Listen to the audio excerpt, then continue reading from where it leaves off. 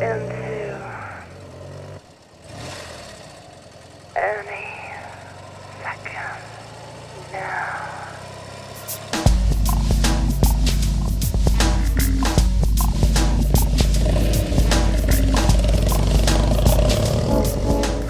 Hola a todos, bienvenidos. Soy Attila, directora de la concierto película Recoil. Espero que usted ha dicho correctamente.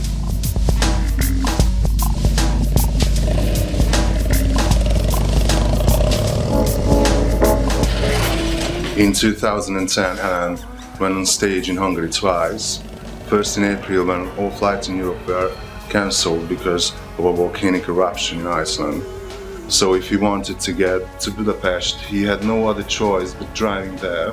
Certainly he was very tired when he went on stage, but Hungarian crowd was so appreciative that it made him forget all the trouble and fatigue of the long journey. It was the evening when it came to our mind that if Recoil came to Hungary again, we would try and talk about a possible recording of the gig with Alan. Not much later we heard the news that Alan and Paul were to visit Budapest in December again to give the very last concert of their 2010 tour. Hold the piece up to the light, hold the piece up into my eye, found the missing piece from my set, found the person I know. A few weeks before the concert, we heard another good news.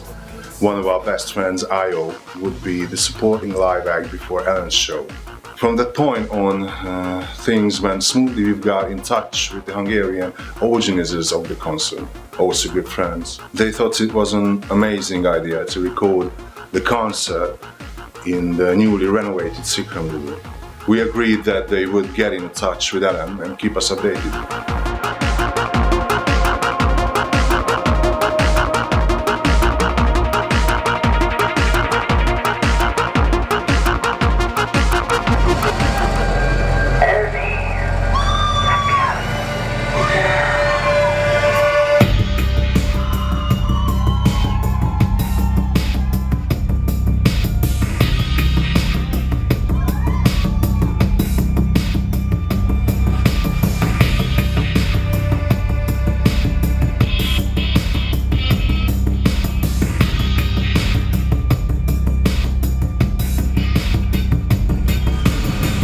The difference is that it's become possible to do in a way that I don't think it was 5 or 10 years ago.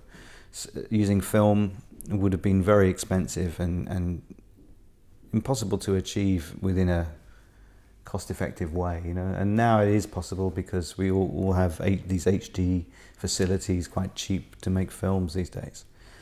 So suddenly I could see the potential for presenting the thing. I mean, it's still not really, it's not a band, you know, it's not live performance in the traditional sense. It's much more like an audiovisual presentation with some live elements, and it's a prepared show, you know.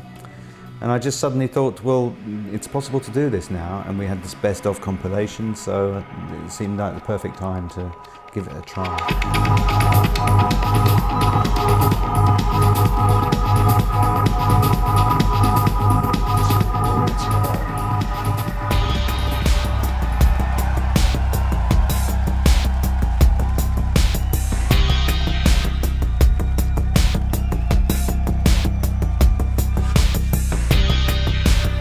To create an enjoyable, preoccupying film, there are of course several conditions to be met.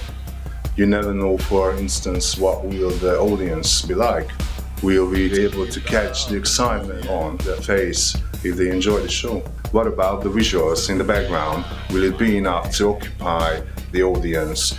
As there is no singer or a guitarist on the stage to wind them up, and there are Alan and Paul in the right corner of the stage, will they predominate the stage? Will enough visual?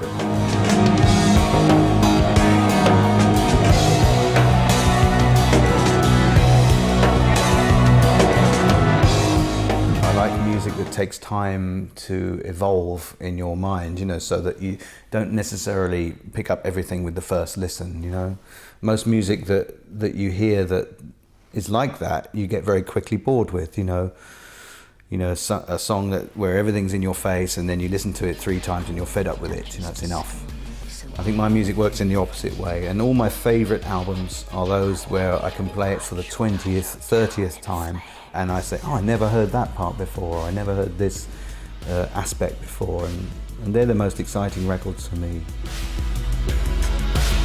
We agreed that the recorded material is cool enough to make a Blu-ray out of it together. We shooted and used lots and lots of extra scenes about Budapest and the Spark Cinema, which was the venue of the concert, just to make the whole thing even richer visually.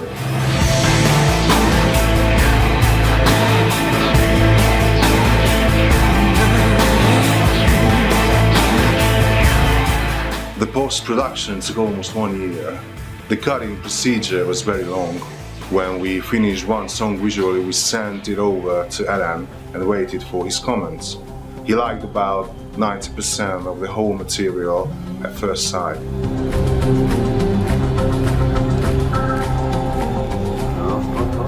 I'm lucky, you know, in that up to this point I've been able to be indulgent, do really what I want to do, as you say, without the real financial pressure. Although I think that's changing, you know, the music business has changed and everyone is struggling, everyone suffers from the drop in sales, and so I can't always survive that way, and I guess there's more pressure now to try to make money, to try to make it pay, you know. Recoil has never really been a particularly effective money-making machine, you know. It's something that I've been able to do because of my past, and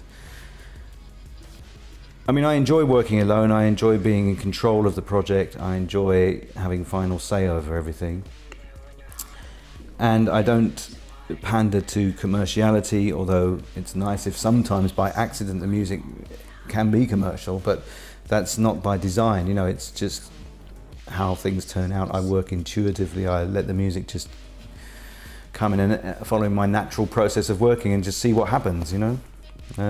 So yeah, I enjoy that. The only downside is sometimes, because I do work alone quite often, sometimes I don't have the sort of immediate feedback from people around me that perhaps everybody should have, you know, just to make sure that you're not completely losing the plot.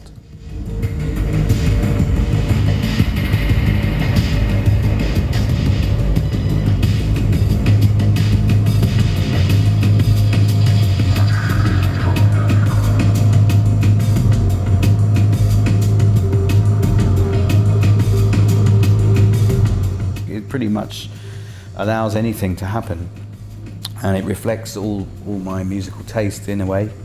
So I guess anything is possible, you know, anything could come into the music. I don't have too many rules and regulations about what can or can't happen, you know, we just see where it goes.